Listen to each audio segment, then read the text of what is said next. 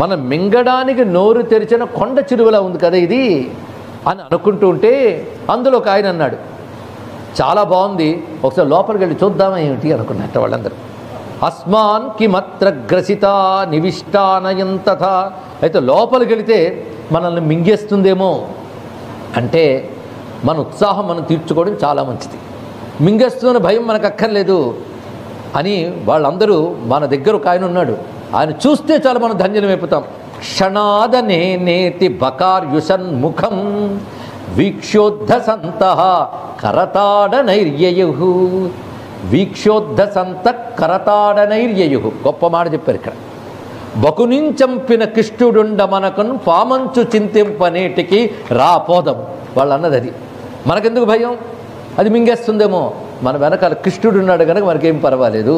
బకాసురుడిని చెప్పిన కృష్ణుడు ఉంటే మనకేం భయం అని వాళ్ళందరూ లోపలికి వెళ్ళిపోవడానికి సిద్ధపడ్డారు. పై ఎలా సిద్ధపడ్డారనే దాన్ని శుకుడు ఎంత అందంగా చెప్తున్నాడంటే, ఒక్కసారి కృష్ణుడిని చూస్తూ చప్పట్లు కొట్టుకుంటూ లోపలికి వెళ్ళేట. అంటే లోపలికి వెళుతున్నా వాళ్ళ దృష్టి ఎవరి మీద ఉంది, కృష్ణుడి పోయింది. అందుకే ముఖం వీక్ష అన్నారు, ఆయన చూస్తూ కరతాడనై చేతులు చప్పట్లు కొట్టుకుంటూ లోపలికి వెళ్ళారు.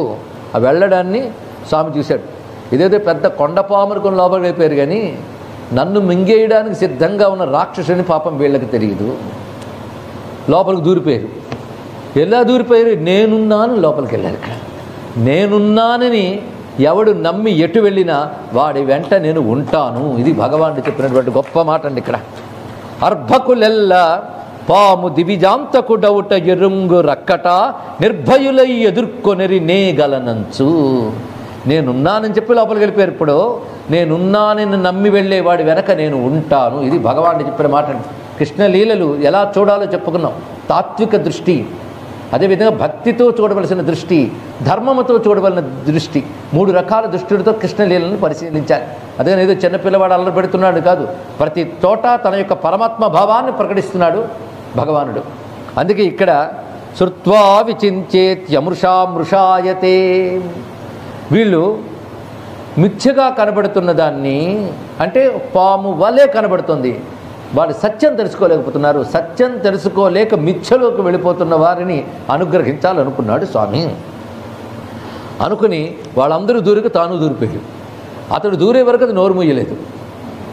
మిగిలిన వాళ్ళు వెళ్ళిన వెంటనే, ఆయన వెళ్ళిన వెంటనే తాన్వీక్ష కృష్ణ సకలాభయప్రదో హ్యనన్యనాథాన్ స్వకరాదవచ్యుతాన్ దీనాంశ్చ మృత్యోర్జఠరాగ్నిఘాసాన్ భృణార్దితో దిష్టకృతేన విస్మిత. ఆయన దయతో లోపలికి ప్రవేశించాడు. ఎటువంటి కృష్ణుడు అంటే సకలాభయప్రద, పదములు సమస్త జగత్తుకి అభయాన్ని ఇచ్చేటువంటి కృష్ణ పరమాత్మ. కృష్ణుడు ఒక విధంగా అభయావతారం. నేను చెప్పుకున్న వాటిలో పరమకారుణిక అవతారం ఇత్యాదుల్లో అభయావతారం. అలా లోపలికి ప్రవేశించి జ్ఞాత్వా విశత్తుండమశేష దృగ్గరి, లోపలికి వెళ్ళిన వాడు ఎవడంటే జ్ఞాత్వా సర్వము తెలిసినవాడు, అశేష దృక్ అంటే సమస్తమును చూచువాడు, అంటే సర్వసాక్షి. సర్వసాక్షి అయిన హరి లోపలికి ప్రవేశించాడు. ఆలస్యం మింగివేసింది. అప్పుడు చిన్న నవ్వు నవ్వుకుని ఆ లోపలే తరసా వవృదే గళే, ఆ కంఠసీమ దగ్గర ఉన్నప్పుడే తను పెరగడం ప్రారంభించాడు. ఆ లోపల ఆయన పెరుగుతూ ఉంటే అది ఇంకా తట్టుకోలేకపోయింది. ఆ తల చిదిగిపోయింది మొత్తం. నిరుద్ధ మార్గిణో హ్యుదీర్ణ దృష్టేర్భ్రమతస్త్వితస్తత. ఏదో సర్పం పడగ చిదిగితే ఎక్కడో మూలాధారం మొదలైన తోక సహస్రారం దగ్గర జ్యోతి ఉన్నట్లుగా ఆ తల ఛేదించుకుని పరమాత్మ చక్కగా బయటకు వచ్చాడు. ఇక్కడ మిగిలిన వాళ్ళందరూ కూడా బయటకు తీసుకొచ్చాడు. అటువంటి సమయంలో ఆ సర్పము నుంచి ఒకనొక కాంతి పుంజం వచ్చి కృష్ణుల్లో లీనమైంది. రండి ఆశ్చర్యకరంగా. తేనైవ సర్వేషు బహిర్గతేషు ప్రాణేషు వత్సాన్ సుహృద పరేతాన్ దృష్ట్యా స్వయోత్థాప్య తదన్విత పునః వక్త్రాన్ ముకుందో భగవాన్ వినిర్యయౌ. అక్కడ విషసర్పం యొక్క నోటులోకి వెళ్ళడం వల్ల అందులో చాలామంది గోపకులు మరణించారు. చిత్రం ఏంటంటే మరణించామన్న వాళ్ళకి విషయం కూడా నిలబడనివ్వకుండా భగవంతుడు దృష్ట్యా స్వయా ఉత్థాప్య ఒక్కసారి చూసేట్టు వారిని చూసిన వెంటనే వాళ్ళు పడుకున్న వాళ్ళు లేచినట్లు లేచారండి. ఇక్కడ భగవంతుడు చూపుతో ఆ విధంగా అమృతత్వాన్ని ఇవ్వడం ఎన్నోసార్లు జరిగింది. ఇది ఒకసారి వాళ్ళందరూ అలా మేల్కొన్నారు. మేల్కొన్న వాళ్ళందరితో పాటు బయటకు వచ్చాడు. ఆ సమయంలో జ్యోతి అతళ్ళు లీనమవ్వడము, పైనుంచి దేవతలు ఆనందపరుసలే పూలవాన కురిపించడము, ఇదంతా చూస్తూ ఉన్నారు. వీళ్ళు ఆశ్చర్యపోయారు. పూలవాన పడుతుంది ఏమిటా అని వీళ్ళకి అర్థం కావట్లేదు. పైన దేవతలు చూస్తున్నారు.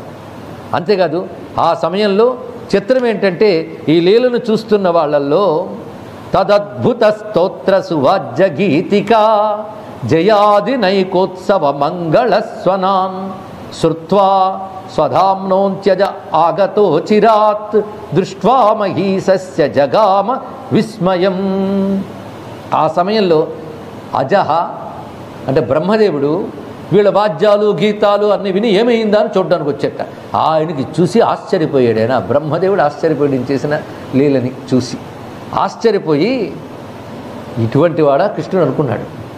ఆయన చూసి ఆశ్చర్యపోవడం తెలుసు, కానీ ఏమీ తెలియనట్టే పక్కకొచ్చాడు. రాజన్నాజగరం చర్మ శుష్కం బృందావనేద్భుతం.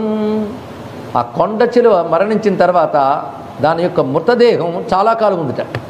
అది చిత్రమైన కొండ చిలువ. అది ఇక్కడ కొండలా ఉన్న కొండ చిలువ గట్టిగానే ఉంది. చాలా కాలం పిల్లలు ఆడుకున్నట్లు లోపలికి వెళ్ళి టన్నల్లోకి వెళ్ళి ఆడుకుంటున్నట్ల అలా ఉన్నది అక్కడ, అలా పడినది ఇక్కడ.